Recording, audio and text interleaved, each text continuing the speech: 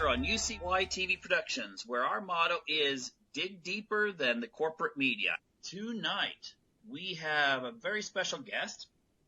His name is Neil Sanders.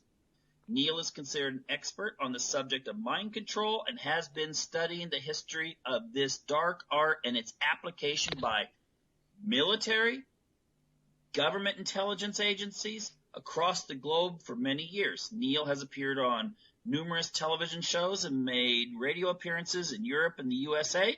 Neil, hello. Hello, Michael. How are you? Oh, pretty good. Hey, just opening it up, what got you interested in mind control? Oh, right. Well, I mean, it was all a bit sort of serendipitous, really. I did psychology and construction of media, or media production, when I was at university, and all the techniques that I've learned were all analog, so they're completely obsolete now, and were about 10 minutes after I finished them, basically. But the psychological aspect of it always interested me, as you probably know. There tends to be a bit of a bleed through in these two sort of subjects, like things like positioning of a person, drawing on archetypes for expressing a character in a very short space of time, the way that fonts or the way that colours, or just like the presentation of a mise-en-scene can actually sort of can affect you, can give you either sort of instinctive psychological messages or learnt cultural cues that can be sort of exploited and can tell a long story in basically one picture, essentially. And then from the back of that, I was also doing psychology, and so I was learning about things like the subconscious mind and how that can be influenced and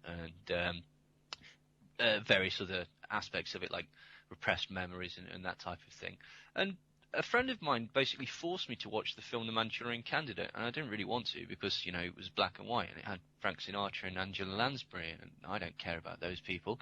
But I was about 15 at the time. And it turned out it was fantastic, and I really, really thoroughly enjoyed it, and it opened up my mind to the possibility of, you know, double agents and, say, false flag type operations and mind control via hypnosis in this case. And what piqued my interest was the fact that basically it seemed plausible. You know, it wasn't doable just by telling somebody, but the mechanism was there whereby actually this is conceivable. I could see why they would be trying this sort of thing. You could see how you could influence a person like this. So I started to look at the available data, and actually there's quite a lot of declassified documents, particularly pertaining to the American mind control program, which was called MK Ultra. And it transpires that far from being science fiction, this was actually something that both, well, certainly the US, the UK, Russia to an extent, and many other nations were actually very, very interested in the concept of mind control. And it basically boiled down to four broad topics. One would be the search for a truth serum. This is obviously very, very useful in some sort of interrogation scenario, or with a captured spy or a captured enemy agent or something like that. And then the flip side of that is some sort of drug or some sort of mechanism whereby your own agent could resist interrogation. So like an anti-truth serum, or something that would make you impervious to this types of methods. The third, which sounds very, very strange, is essentially what could be termed Manchurian candidates. It's the control of somebody's actions, the control of somebody's thoughts, putting voices into people's heads, roboticizing people, making people act in a way that is contrary to their own particular beliefs, even their own self-preservation. Turning somebody into a spy or an assassin, essentially making somebody malleable so that you have total control of their thoughts or actions. And this sounds very much like science fiction, but it actually, if you look at the declassified documents, it was certainly they were very successful in a lot of their experimentation. And then the fourth area, which is sort of broader, really is to do with public relations or propaganda. And they're actually the same thing as people may or may not realize. After the Second World War, or after the First World War, I think actually, Edward Bernays was getting into the concept of public relations. Him and people like Ivy Lee were making the perceptions of companies favourable so that people would buy things for pleasure rather than necessity. And one of the main aspects of this is, and still is today, is advertising and public relations. Now, public relations was initially called what it is, which is peacetime domestic propaganda, because that's really what it is. It's trying to change the way that you think about a product, or change your perception, or make you believe something that you hadn't necessarily believed before.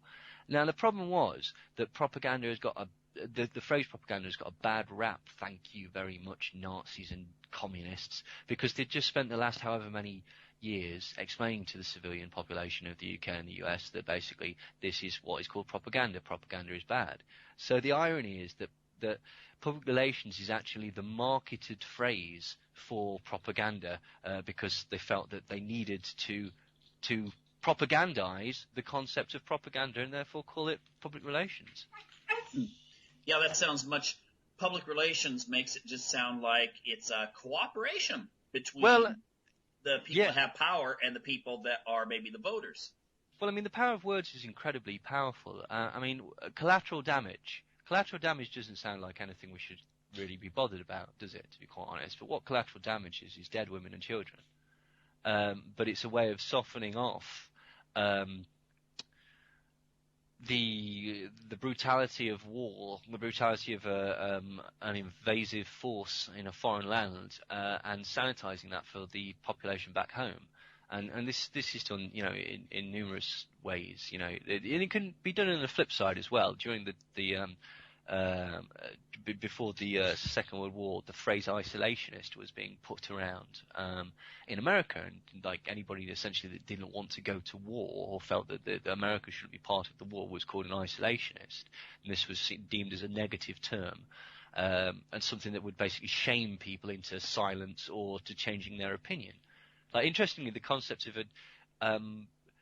the negative connotations of the phrase conspiracy theorist are a direct response to the Warren Report, which was obviously the investigation into the John F. Kennedy assassination. And basically because when the Warren Report came out, a lot of people were quite cynical of its findings and felt that it perhaps had not uncovered the absolute truth about the incident. There was a lot of dissent, and a lot of people talking about it and making sort of, questioning things, making anti-government sentiment and such like that. And so the CIA actually popularized the phrase conspiracy theorist to be used as a negative with a negative connotation, to be somebody that's not doing an investigation, that's somebody that's being very silly and stretching the truth and basically looking for things that aren't there really. And so, this is how language is used. It's incredibly powerful. Yeah, I mean, if you just use the word, I usually throw this out at students, and I say that I'll say, look up the definition of leadership and the definition of manipulator. And when they do, they're like, "Hey, wait a minute. In reality, there is not much of a difference. But if I say you're showing leadership ability, that's a positive thing. But if I say you're a very manipulative person, that's negative. Even though the definitions are pretty similar." Absolutely, yeah. I mean, this is the point. It can be flipped. Terrorist or freedom fighter is the other one, and that's what's clever about those is the construction of those phrases is they're incredibly emotive. Terrorist, we know what that is. We have an idea of that. Freedom fighter, we have a completely different thing. And it comes down to two things, really. I mean, how this can be best utilized in either something as simple as advertising or, excuse me, as nefarious as invading another country under a false premise in order to steal their natural resources. And that's the construction of imagery. Now, Walter Lippmann, I'm sure your listeners are probably familiar with, in his book, I can't remember what it's called now. I've gone totally simple. But essentially, he said that the way to control... He was one of these people that felt that the general population, anybody that's below a certain sort of class strata and a certain wealth level, is not a responsible person, and they shouldn't be given any responsibility in life. They're essentially a braying herd, a huge sort of mass of people that don't really know what they're doing and respond mostly to sort of base instinctive drives and need to be controlled by the wealthy for their own good. So essentially, the leaders of the Democratic and Republican parties in the United That's States. them. That's the ones. Yeah. It's curious how that's worked out, isn't it? But basically, he said that the best way to do this is is essentially to sort of hack the way that people decode the world. And so the majority of people decode the world through sort of what would be called they've learned it from other places, and they have pictures in their head. Most people have not actually seen something like a polar bear in real life or a panda or whatever, but you've been informed about them. You've perhaps seen one on the television or something like that. So you've got a picture inside your head. Most people have never seen or come across a terrorist. But if I say terrorist, most people have got now an image in their head. Where did that image come from? Because I'll guarantee that through no fault of your own, a lot of you are thinking of a guy with a turban and a beard. Now, is that necessarily the case? In some cases, yeah. But that's not the definition of terrorist. So how does that imagery get put into people's heads? And it's quite curious how essentially, he was saying that if people find a lump of gold that is, also a lump of metal that's coloured yellow, they will act as if they've discovered gold until they find out that it's fool's gold. If you put on every single map that the edge of the world you'll fall off, no one will go there because basically they'll believe the maps. And so if you can inform these pictures, or if you can basically paint them first, you've got a far better chance of controlling large swathes of the population with the sort of stimuli response thing, essentially. And it's curious that again, this sort of ties in with the coercive nature of the sort of more personal types of mind control. Essentially isolation, social isolation, and depression is one of the easiest ways of making people malleable. And this is the point. It was there is a distinct psychological nuance to the an overarching psychology. Basically, the majority of people that were involved in mind control were the very cream of the psychological elite at the time. There were people like hypnotist George Estabrooks and J.G. Watkins and Morse Allen and Martin Orne, who were all sort of leaders in their field. And then William Sargent and Ewan Cameron. Ewan Cameron was the head of the Psychiatric Institute of America and Canada, and also was one of the advisors on the board of the Nuremberg trials. So these are incredibly sort of well thought of people. William Sargent basically headed up an entire department at St Thomas's Hospital in London. So this is what's very, very strange about these mind control programs, or these instances of mind control, is that the real top people are involved in this, and it is questionable sometimes what they knew and how sort of nefarious they were being. Well, the thing that I think listeners, if there's someone that's kind of a novice and is thinking, what's all this stuff I'm hearing here? This sounds really bizarre. The thing is that, correct me if I'm wrong, after World War I, that's when most of this stuff was focused on marketing and what we actually do consider public relations. Yeah, from about 1921, basically. Yeah, but after the war, there was this really strong desire to control populations so you didn't wind up with Soviet or Nazi revolutions in the future. And so, yes. And the sort of the trend was towards consumption, conspicuous consumption, and again, people like Lippmann and Bernays and Ivy Lee sort of introduced the concept of better homes, keeping up with the Joneses, essentially buying for pleasure, not for necessity. which is essentially capitalism. So you're quite right in the sense that I suppose it was deemed as the antithesis of communism.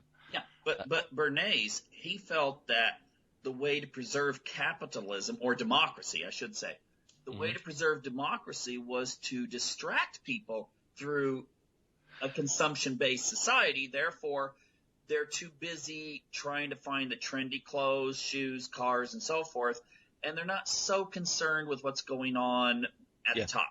Yeah, absolutely. It's aspiration. Aspiration is a distraction.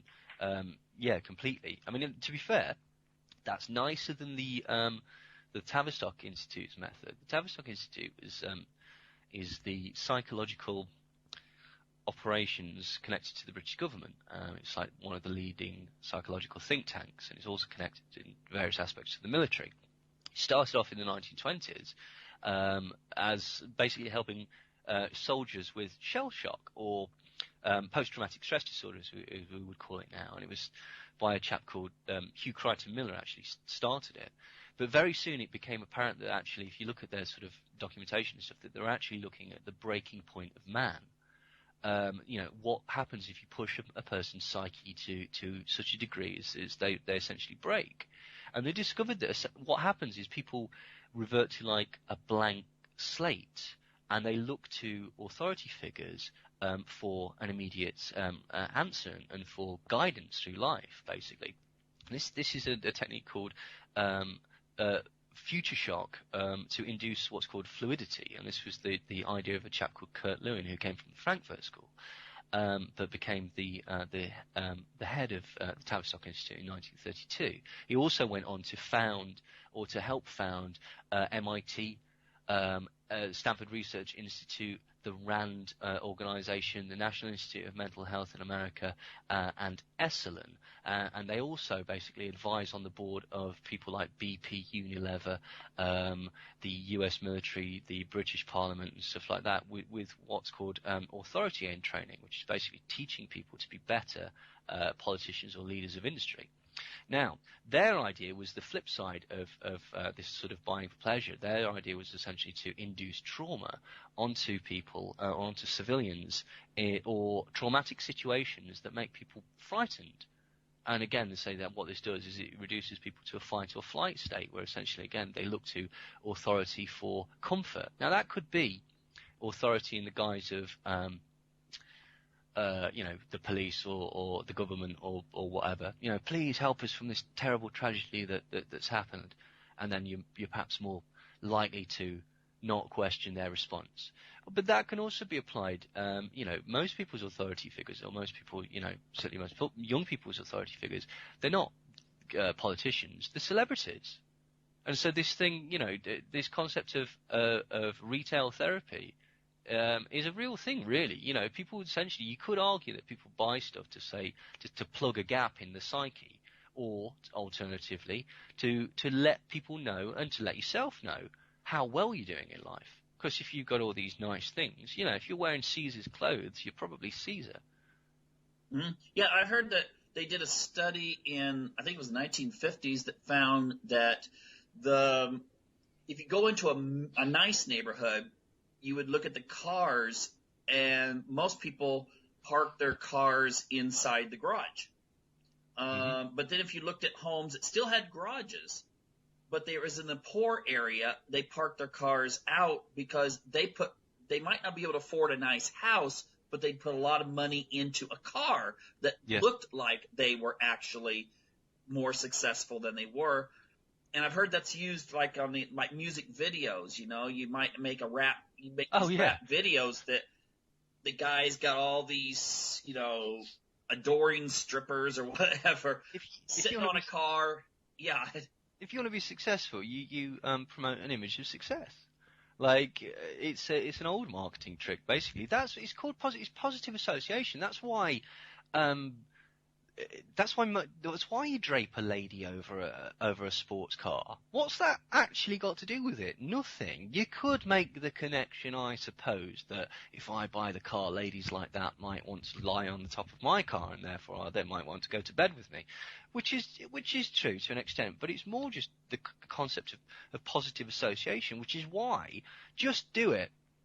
What does that actually mean? Doesn't mean anything really, but there are a billion associations. I bet loads of people are sat there now going, it means this, it means this, it means this. It does if it means it to you, but that's what's genius about these phrases. The best a man could get, the drive of your life. They don't really mean anything. They just give a vague, positive image around the product. Oh yeah, like change you can believe in. Oh, that's the best one, absolutely. Keep it vague. And allow people to put their own meaning on it. Make America great again. Mm-hmm. It's essentially what's called a weasel word. I mean, again, it's used very heavily in advertising. The most famous one is, with repeated use, this product will remove the visible signs of dandruff flakes. Now, what does that sentence actually mean?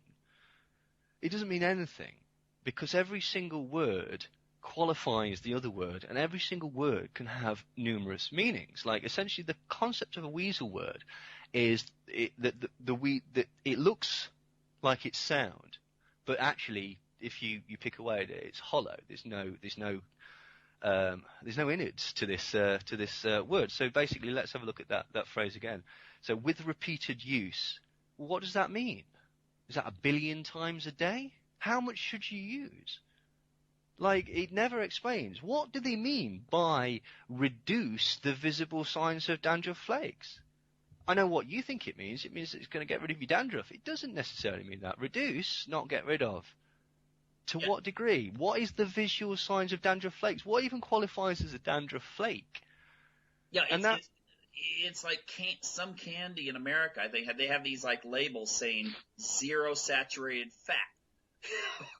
Right, good. It doesn't, explain that if sugar is going to turn into fat. Yeah. Well, exactly. But again, it's just a positive association. You get that with loads of low fat. If you actually look at lots of low fat products, they're very, very high in sugar and therefore quite calorific sometimes. So they're not actually going to help you diet in any way, or even if they do, they're going to have other negative effects. You can do stuff like spurious rigor, which is basically this will reduce the signs of aging by 87.6%, and which makes you go, oh, wow, if they've got that down to such a precise level of 87.6%, well, that means that they must have been incredibly thorough in their testing. It must have been scientific, above all. There's the, unfinished claims as well. And this is essentially stuff like change you can believe in and stuff like that. But the most famous one is, excuse me, 4 out of 5 dentists who chew gum recommend Trident sugarless. And, basically you go, oh, wow. And again, that's a Banasian thing. That's an appeal to authority, essentially. It's a third-party advocacy, which is essentially an expert. We're hardwired to think that experts know what they're doing. Otherwise, they wouldn't be experts. And we're also hardwired to, most of the time, believe people in positions of authority. Because why would they lie? But basically, so what that's saying is 4 out of 5. So that's the majority. Brilliant. That's the best product in the world. Who are these dentists? Why do they recommend it? In what circumstances do they recommend it? And the most important question of all, which is never ever going to get asked, what in God's name is so wrong with this product that one of those dentists wants nothing to do with it whatsoever? Good point. I never thought about that one. This is the point. If you ask the questions or closely examine any of these techniques, they fall apart because they're like a magic trick, essentially. It's a distraction. And the whole point is to try and convince you to buy something. I mean, Claude Terrapay, who's an incredible marketing genius, not sure if he's an evil genius, he may be, but he said that basically the best marketing strategy in the world is where people go, I want that, and you ask them why, and they go, I'm not really sure, I just want it. Then you can pat yourself on the back. You've done a successful marketing trick there. The best way, and again, this is Claude Terrapay. He basically he says the reptilian brain or the instinctive id will always win because, you know, fundamentally you like pleasure. You want to go with your sort of baser instincts, and it will particularly always win if you give it an intellectual get out clause. And the most famous example of this is the sale of the Hummer in America. Like, the Hummer is a terrible, terrible car, but it sold incredibly well. The same with that Ford pickup truck, actually. That's one of the most well-sold vehicles in the world, and it's awful. It's a terrible, terrible car. Both of them are. So why do they sell so well? Well, because they were marketed as weapons. I mean, in the case of the Hummer, they literally are a weapon. They're a military vehicle, or an ex-military vehicle. Like, it's not quite the same, but that's the point. You're high up on the road. You've got like 20 feet of car each way. Nobody's gonna do you any damage in that. You're in a weapon. You're powerful. You're looking down on people. You are physically looking down on other road users. Okay? How do you justify that? Well, I'm protecting my wife and children. I'm not doing it to show off and to show other people, yeah, look at me, I'm the big man. No. I'm doing it in a far more sensitive way, protecting my family, which is the justification. So, you know, that's how marketing works, essentially. Yeah, I want to get back to marketing, but I just want to wrap up a couple other areas. You mentioned the thing about the psychology where if you make people fearful, they become more malleable to authority or something to solve the anxiety caused by the fear.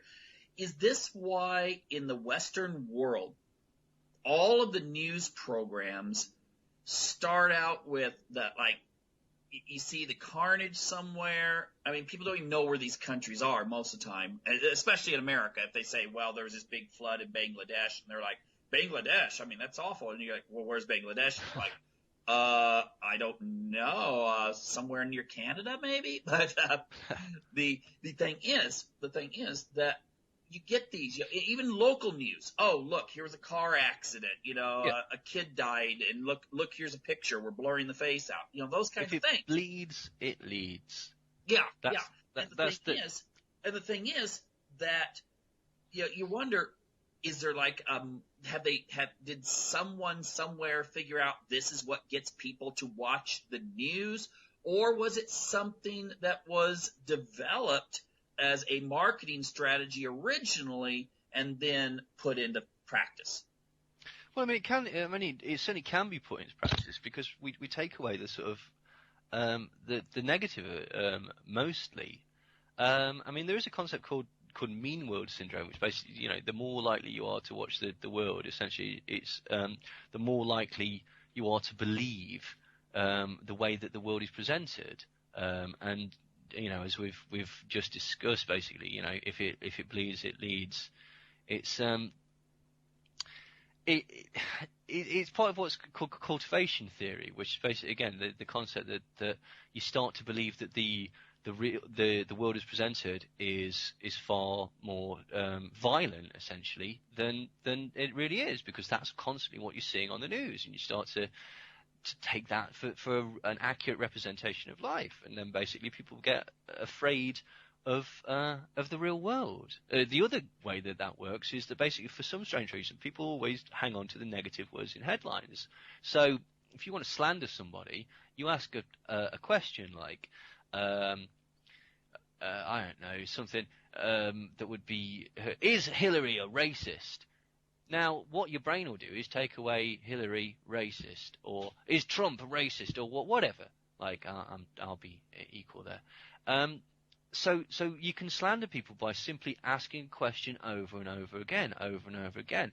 But, you know, it's very, very, very strange that yes, you know, we do get this sensational news. We do get these politicians that play on people's fears, and these are well-known techniques for controlling populations, basically, for influencing behaviour, and for getting your own way, essentially. It is a very basic propaganda technique, really. I mean, if people, as we've already said, like people go into a fight or flight mechanism, and then what you do is you give them black and white options. Are you with us? Or are you with the terrorists? Well, I'm with you, for God's sake. Of course I am. Like, oh right, good. Well, then you won't be. You'll be quite happy to go along with this. And yeah, so I think you're right. I mean, no one's ever come out and said, "Yeah, this is why we do the news. This is why we do it like this," because it's basically a way of browbeating populations. But it works, even if it's by accident.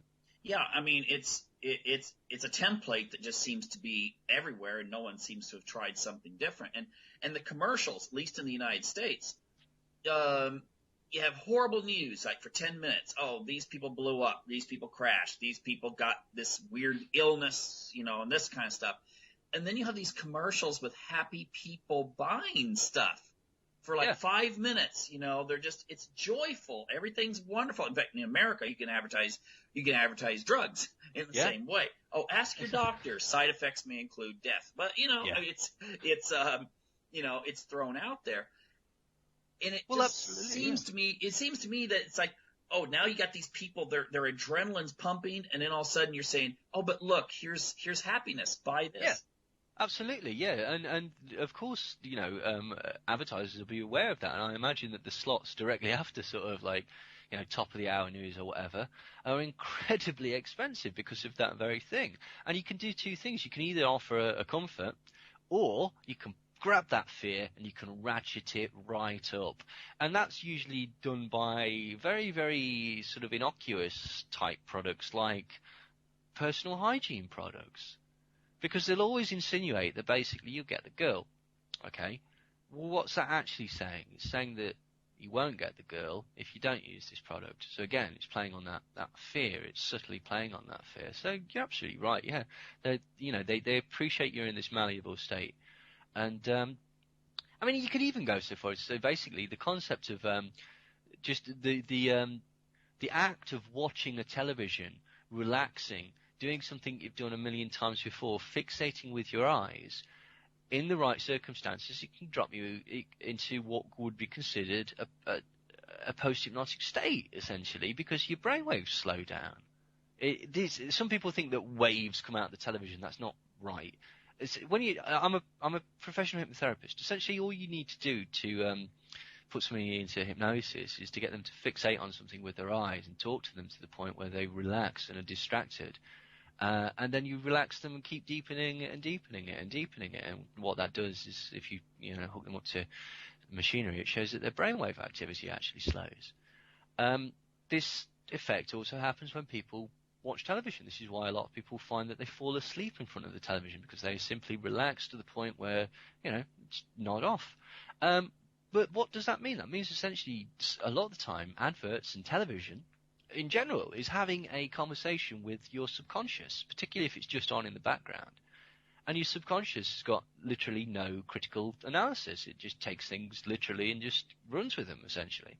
And so this is why all these techniques work, the positive association, the spurious rigor, the use of certain language, because you don't decode it, you just take the positive elements of it and go, brilliant.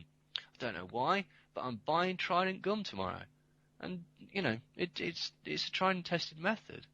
Yeah, and this also explains why the politicians would then spend so much money on posters that are just slogans or like these cute. I mean, face it. I mean, you could take any villain of history, any villain, Countess Bathory, whatever, and you could, with the right advertising, you could make them look like the most wonderful person that ever lived. Oh yeah, absolutely. It's all about, again, painting pictures in people's heads, the control of information, the manufacture of consent, what is justifiable, what's not justifiable. Mm-hmm. I mean, now going back to Tavistock though, because is it true? And I've heard this. I'm not sure if it's correct, but I've heard some of the studies, some of the research that they do is just like, so it costs so much money. You could, the only people that would have access to this would be think tanks, corporations, and so forth. It's not just something you're going to go on the line and read their research.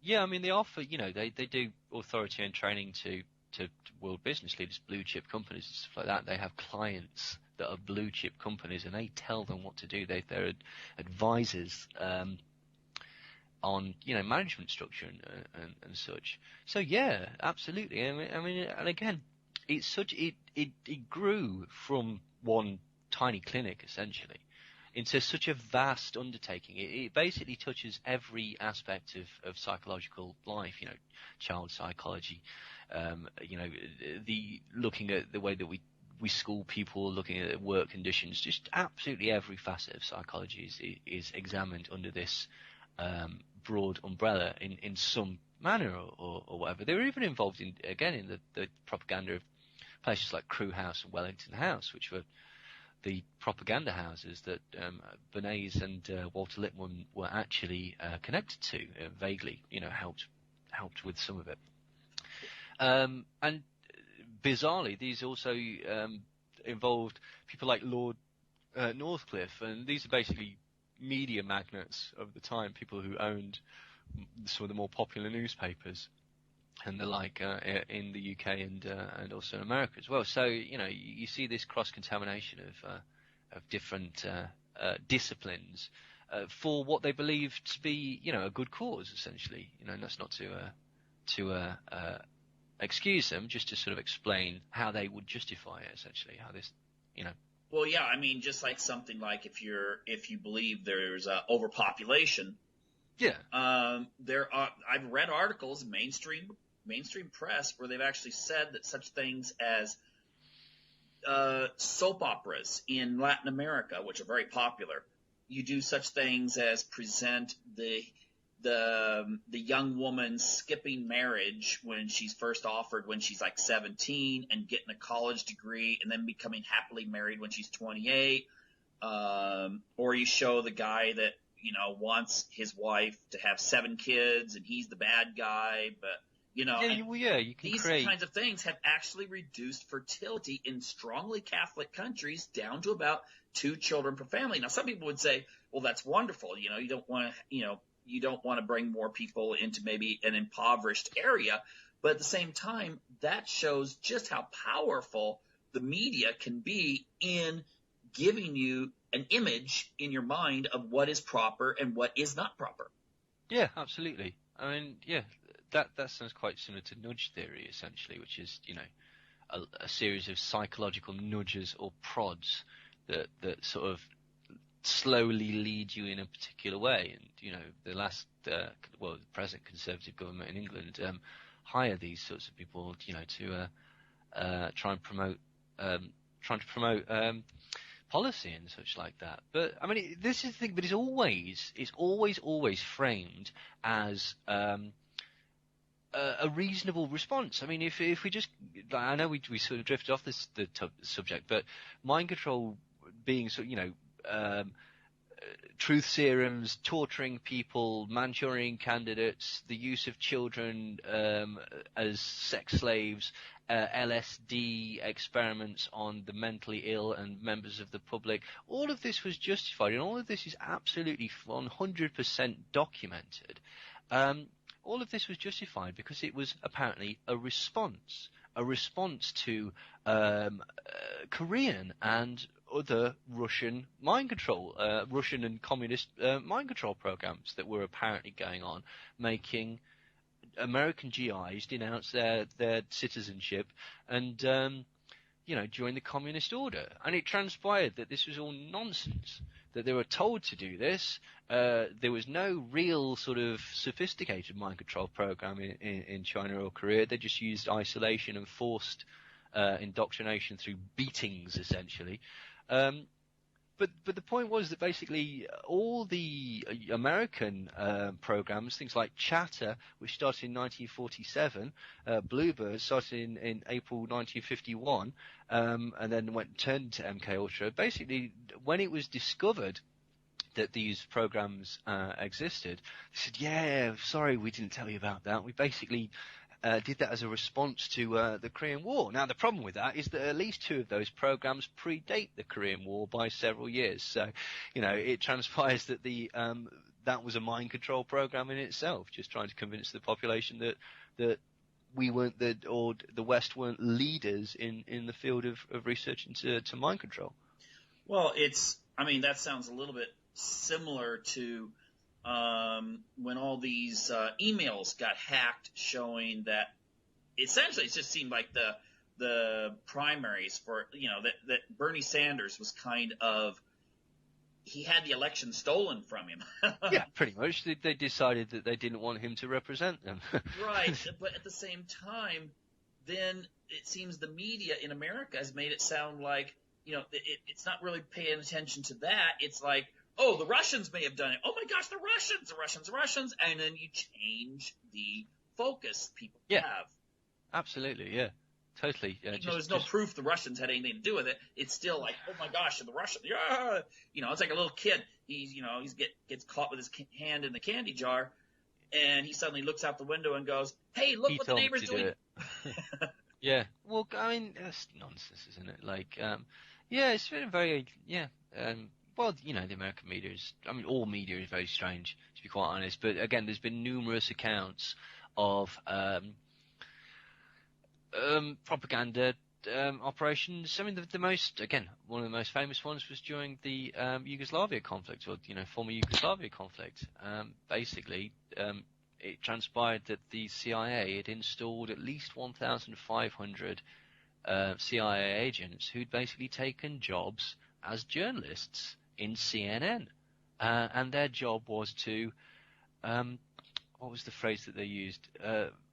Lead the direction of the news, which some could take as being, propaganda, basically reporting only the things that they wanted to be reported. And one person basically, when he was questioned on this, said, essentially, it was discovered by a Dutch newspaper called Trouw, and one of their journalists asked one of the guys, come on, you are you influencing the news? Are you actually, propagandizing the American public?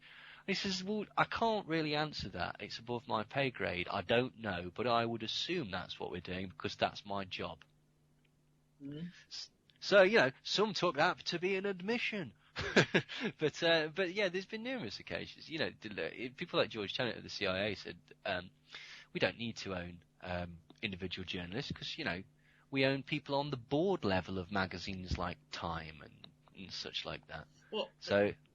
Yeah, and the weird thing is that I just remember, growing up as a kid when, the government was sort of the enemy, of the journalists. They were out there, catch Richard Nixon doing whatever, Watergate. They had the Watergate hearings. I remember this because all my favorite shows were canceled, when I was a kid, like Dark Shadows and, Star Trek or whatever. But they were canceled because they had these hearings on all the networks so people could see this.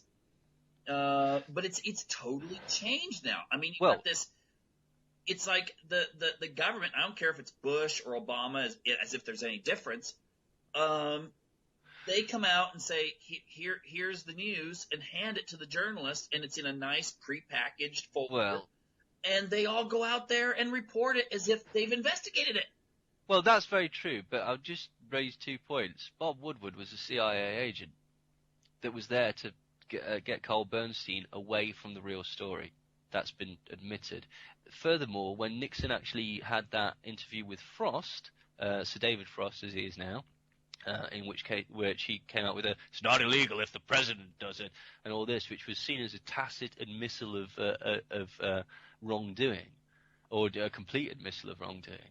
That was scripted by the White House. It was a publicity drive that was that basically served to weaken the president's public persona and therefore allow him to get away with it. So it's always been shifty. Yeah, I do a series of fictional books, but it's, I do social commentary within, and in the upcoming one, the main heroine, gets elected to Congress and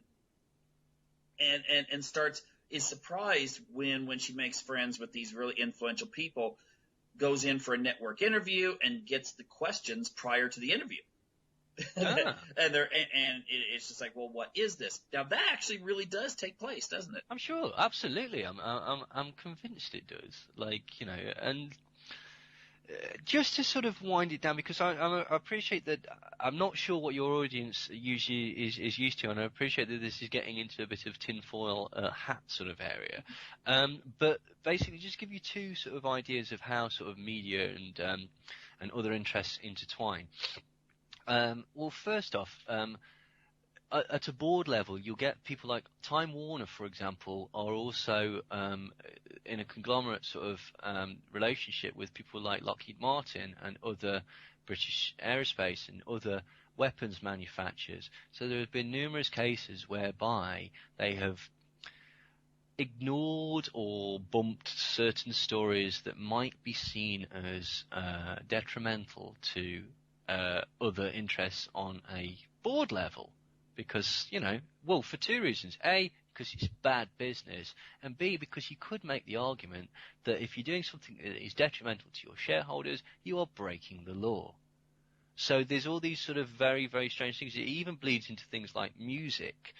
Tupac Shakur had his second album held back for quite a long time because of the same thing. Essentially, the parent company of his record company was Time Warner.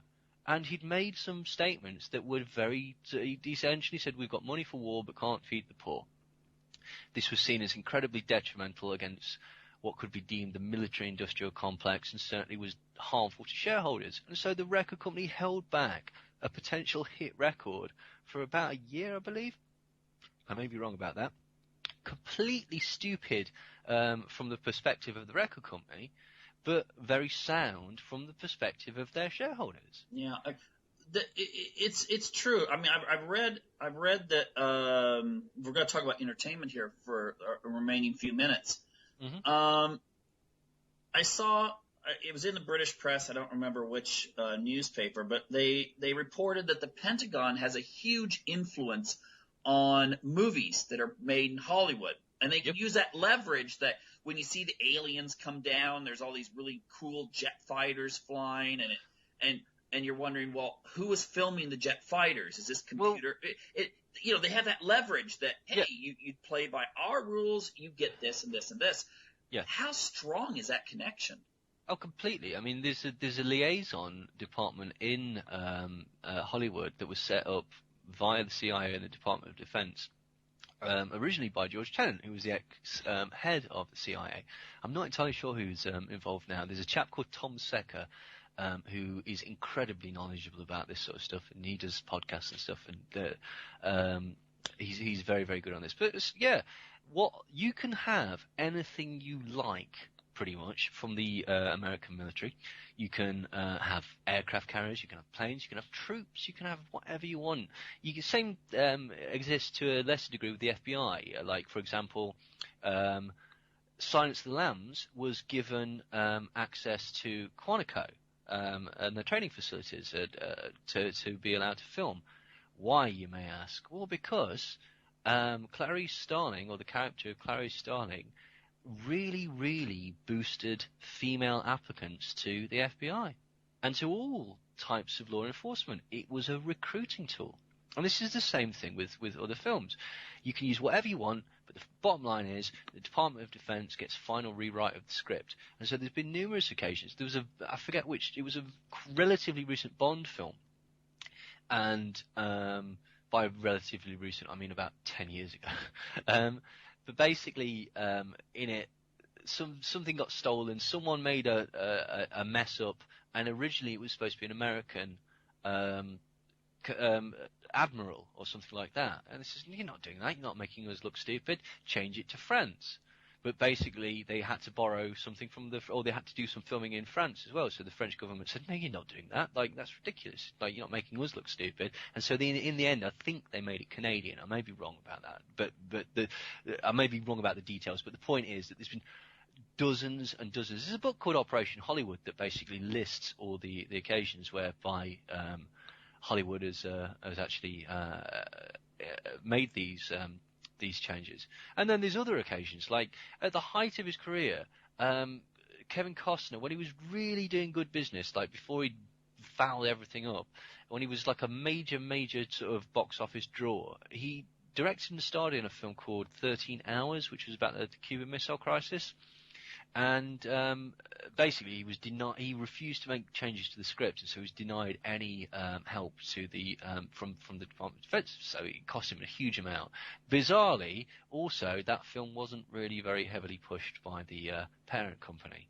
So were hidden hands moving? But lots and lots of films that you wouldn't really realise are financed by the military, like Transformers and X-Men and the Avengers. Because essentially they make explosions and guns and planes look cool. Yeah, I mean, it's not like they make the movie, but they have something to do with it. They get final rewrite of the script. It's as simple as that. Anything they don't like goes out. Anything they want to add, you have to do it if you want to use their stuff. It's really as simple as that. Mm-hmm. And they do it with television programs as well. JAG was sponsored by the Department of Defense. And occasionally they do sort of clever double bluffs where basically, like the Green Berets was the first to do this. That was obviously a recruitment tool for the Green Berets by John Wayne, and he did it as a favour to the military because he wanted to make the Green Berets look cool. But they purposely left that off the end. They didn't say thanks to the Green Berets, thanks to whatever, because they felt that would be too obvious. Just to give you an idea, the day after Top Gun came out, 1 million people signed up to the Air Force and the Navy. Wow. I noticed something too, and I don't know if it's just just coincidence, but for about the last 15, or a little bit longer, maybe 20 years, science fiction movies especially, I love sci-fi, Yeah. The thing is that they have more and more shown that, I don't know, when the aliens attack or when the troops go out to another planet, there's always totally 100% integrated male-female forces. Okay. And I'm wondering if that is not something that has been more promoted as a means by which, with volunteer armies, you boost females joining the military when there's all these role model Marine girls killing the nasty aliens. It normalizes it to an extent, doesn't it? Like, absolutely. I could see that it could be used as a recruitment tool. Sorry, there was two other films I wanted to talk about, which both they officially got no help from the Department of Defense, but I just don't believe that for a second, because the director, Catherine Bigelow, was privy to classified CIA documents that even members of Congress were not allowed to see, like top secret Magic Eyes or whatever it is called, like really, really top secret documents when she was filming both The Hurt Locker and Zero Dark 30. And what's strange about both of those films is that they justify, the conflict in Iraq and Afghanistan. They paint a very negative picture of the civilian population as basically terrorists and murderers. And also they justify torture. And also, and sell the idea of being a sexy gung-ho Marine. War's like a drug, man. Like, it's nonsense. It's a recruitment tool. It's so blatantly a recruitment tool. Actually, what was strange was certain people who actually do that job, that's portrayed in The Hurt Locker, came out publicly and said that this was a massively, massively irresponsible film. And it was only after that the Department of Defense came out and publicly said, well, we had nothing to do with it. It's like, well, yes, you did. Yes, you did. You get to have your cake and eat it too there. You get to justify, like, torture in a really over-the-top way and say, whoa, that's nothing to do with us. It's just despicable, really, to be quite honest. Yeah, and the reach of Hollywood. I mean, I've been in Tibet before, and you go into a restaurant and they're playing American shows. Oh, I'll tell you. It just reaches everywhere. I'll tell you how influential Hollywood is. How do you make a sword? The sword. Yeah, how do you make a sword? You've seen how you make a sword in films. You heat up metal, you hammer it with a thing, Oh, and okay. then what's the final thing you do with the sword to make sure that it's really strong? You plunge it into freezing cold water, don't you? Well, I think they did that on Conan the Barbarian. Well, they do it on every film. They do it on Braveheart. They do it on. It's the standard thing. You know why? Because it looks really cool. You know, if you did that, you'd destroy your sword. Also, there's loads of Hollywoodisms that are basically it's nonsense. That's not really how it happens. Anybody that's familiar with guns and such like that knows that people don't go yeah when they're shot.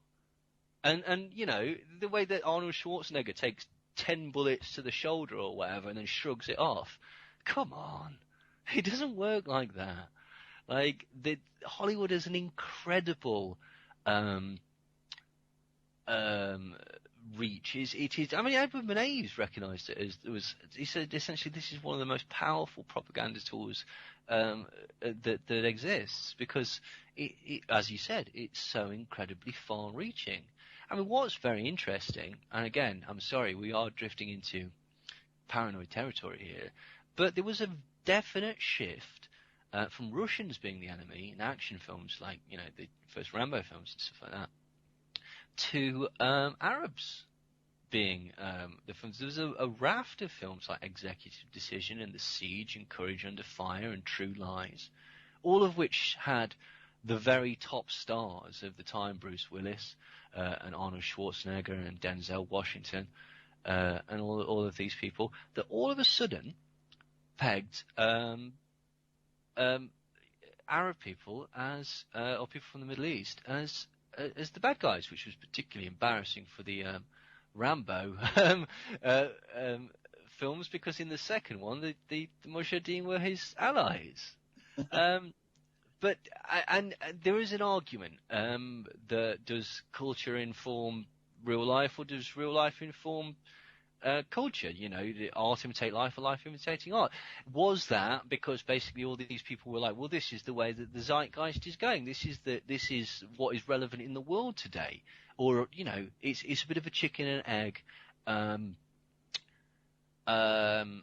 conversation. But there's numerous books, like The TV Arab is a very good one, that basically discuss this and point out numerous occasions where, wow, this looks like very, very heavy propaganda that's not founded in a lot of fact.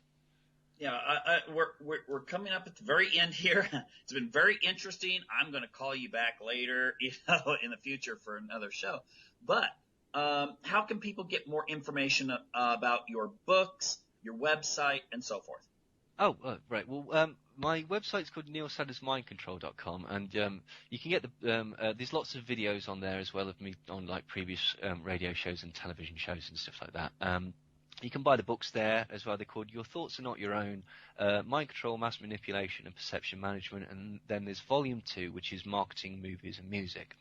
First one is like the nuts and bolts of the American and the English mind control programs that were performed on civilians and troops, ran the gamut from hypnosis, drugs, psychotronic weaponry, mass propaganda, and even perhaps the use of trauma and terror on civilian populations, maybe even including serial killers, in order to make them more malleable. And then the second one looks at the way that the marketing industry manipulates you, the way that movies can be used as propaganda, the way that the music industry can be used as propaganda.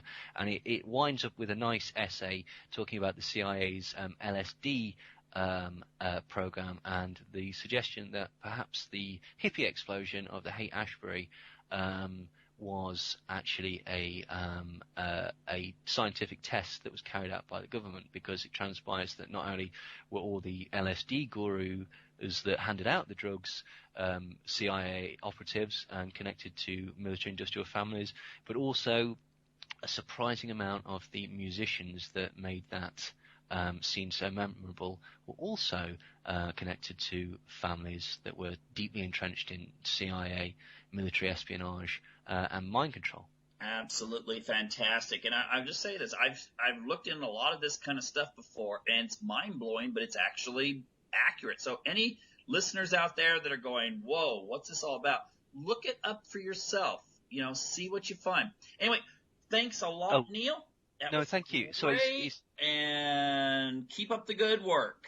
Thank you. It's also available on Kindle via Amazon, and it's slightly cheaper. Well, it's a third of the price on there as well. So if people want to have it on Kindle, but thank you very much for inviting me on. I had a very, very pleasant time. Great. Thanks a lot. Bye now.